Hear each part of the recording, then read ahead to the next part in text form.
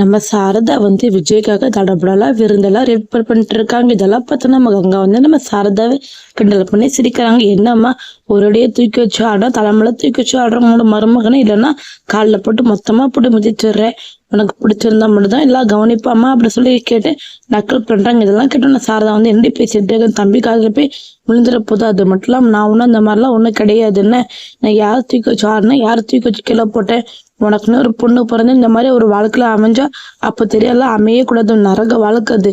அது மட்டும் நான் எது நினைச்சு பயந்து உனக்கு தெரியுமா? அந்த பையன் பணத்து மேல இருக்க போதையால இந்த மாதிரி நம்ம காவிரி ஏமாத்தணும்னு தப்பு கணக்க போட்டான். ஆனா அந்த பையன் நம்ம காவிரி தான் முக்கியம் அப்படின்னு சொல்லி சொத்து எல்லாம் தூக்கி போட்டு வந்திருக்கான். அப்படிப்பட்ட பையனை எப்படி இனிமே வெறுத்து எப்படி ஒதுக்க முடியும்? அப்ப தப்ப நல்லாவே உணர்ந்துட்டேன். இதுக்கப்புறம் அந்த பையனை நான் வெறுத்து ஒதுக்க மாட்டேன். காவிரி விஜய் நல்லபடியா சேர்ந்து வாழ்ந்தாலே போதும் அப்படின்னு சொல்லிட்டு உள்ள போறாங்க. நம்ம சாரதா நல்ல தடபுல விருந்தெல்லாம் ஏற்பாடு பண்ணி நம்ம விஜயம் காவிரி உட்கார வச்சு சாப்பாடுலாம் போட்டுட்டு இருக்காங்க. அப்ப நம்ம கங்கா பரிமாறிட்டு இருக்காங்க. இதை கவனிச்சு நம்ம காவிரி அக்கா நீ ஏங்க உட்காந்துட்டு இருக்க, உட்கார சாப்பிடுக்கா அப்படி சொல்லி கூப்பிடுறாங்க. ஆனா நம்ம சாரதா நீ உட்கார, இங்க எங்கேயும் இடம் இருக்கு, அவ அப்புறமாட்டி என் கூட சாப்பிட்டுக்கலாம் அப்படி சொல்றாங்க. இதை கவனிச்சு விஜய் கொஞ்சம் மன சங்கடப்படுறாங்க. அதே மாதிரி நம்ம கங்காவும் மனசு சங்கடப்பட்டுட்டு இருக்காங்க. நம்ம எல்லாருமே நினைச்ச மாதிரி எப்படி வீட்டுல சின்ன சின்ன பிரச்சனை வரதா போகுது விஜயால. ஏன்னா விஜய் பணக்காரன்னு சொன்னோம்னா நம்ம சாரதாவோட கவனிப்பு எல்லாமே பலமா இருக்க போகுது. இதனால கங்காவோட மனசு கஷ்டப்படும். அதே மாதிரி காவிரி கர்ப்பமா இருக்குன்னு தெரிஞ்சோன்னா நம்ம கங்காவை இப்ப கவனிக்கிறத விட்டுட்டு காவிரி தான் கவனிக்கிறேன்னு கவனிச்சுட்டு இருக்காங்க. இதெல்லாம் பார்த்து கங்காவுக்கு கொஞ்சம் மனசு கஷ்டமா இருக்கு. இருந்தாலும் நம்ம காவிரி தானே அப்படி சொல்லிட்டு மனசு தேசிட்டு இருக்காங்க. இதை கவனிச்சு நம்ம காவிரி என்னம்மா நீ கங்காக்கா கர்ப்பமா இருக்கா, அவ்வளவுதான் கர்ப்பமா இருக்கா, உட்கார வச்சு சாப்பாடு கொடுமா சொல்றாங்க. அதனால அவ பிறகு சாப்பிட்டுக்கிடுவா அப்படி சொல்லிட்டு நம்ம சாரதா சொல்லவே நம்ம காவிரி உடனே சொல்ல எல்லாரும் நைட்ல அப்ப மொத்தமா சாப்பிடலாம் அப்படி சொல்லிட்டு இருக்காங்க. உடனே நம்ம கங்காவும் சிரிச்சுடுறாங்க. அந்த இடத்துல உடனே எல்லாரும் ரொம்ப சந்தோஷமா இருக்கிறப்ப இந்த குமரன் நடந்த விஷயத்தெல்லாம் நிவேனிக்கிட்ட யமுனா கிட்ட போய் சொல்றாங்க. இதெல்லாம் கேட்டவுடனே யமுனா ரொம்ப சந்தோஷப்படுறாங்க. அது எப்படி மாமா காவிரத்தை விஜய் வேணும்னு சொல்லி ஒதுங்கி இருந்தாலே, அது மட்டும் இல்ல அம்மாவும் பிரச்சனை பண்ணிருந்தாங்களே, எப்படி விஜய் ஏத்துக்கிட்டாங்க அப்படி சொல்லி கேட்கறாங்க. அதெல்லாம் அப்படிதான்மா, நம்ம அத்தை மனச மாட்டாங்க, விஜய் நம்ம வீட்டுல தான் சொல்லி தெரிஞ்ச உடனேயே ரொம்ப சந்தோஷப்படுறாங்க. அது மட்டும் இல்லாம காவிரி கர்ப்பமா இருக்கான்னு சொல்றாங்க. இது கேட்டோம்னா நம்ம யமுனா சந்தோஷப்படுறாங்க.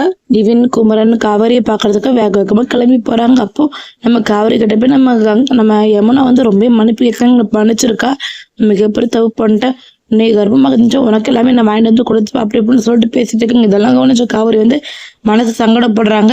இவன் நல்லா ரொம்ப நடிச்சிட்டு இருக்க பாரு அப்படின்னு சொல்லி மனசு திட்டுறாங்க. அப்போ எல்லாருமே இல்லாதப்ப நம்ம யமுனா நம்ம காவிரி கட்டி விஜய் கட்டி தனியா கூப்பிட்டு மன்னிப்பு கேட்கறாங்க.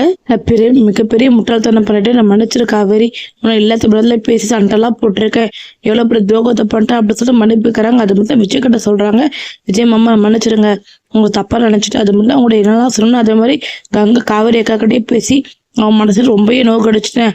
அது மட்டும் நிவினுக்கிட்டே ரொம்ப சங்கடப்படுத்தி எல்லாரும் என்ன மன்னிச்சிருங்க, மிகப்பெரிய முட்டாள்தனம் பண்ணிட்டு சொல்லிட்டு மன்னிப்புலாம் கேட்கறாங்க.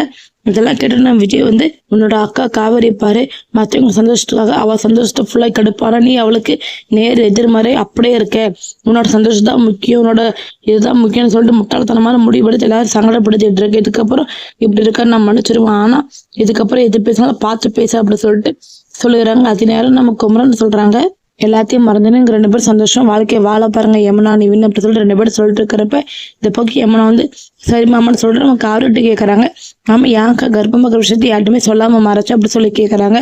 அவ எங்க மறைச்சா, தேவையில்லாம எல்லா சொல்லும் மறைக்க வேண்டாம் போச்சு. அது மட்டும் இல்லாம இதெல்லாமே முதல்ல தெரிஞ்சது இவனுக்கு தான் தெரியும் காவிரி கர்ப்பமாக்குறது. அவதான் நம்ம காவிரியில ஹாஸ்பிட்டலா கூட்டிட்டு போய் அவர் தான் நல்லபடியா கவனிச்சுக்கிட்டு இருக்காரு அப்படி சொல்றாங்க. இதை கேட்டோன்னே நம்ம யமுனா பல எப்படி சந்தேகப்படுத்த ஆரம்பிக்கிறாங்க.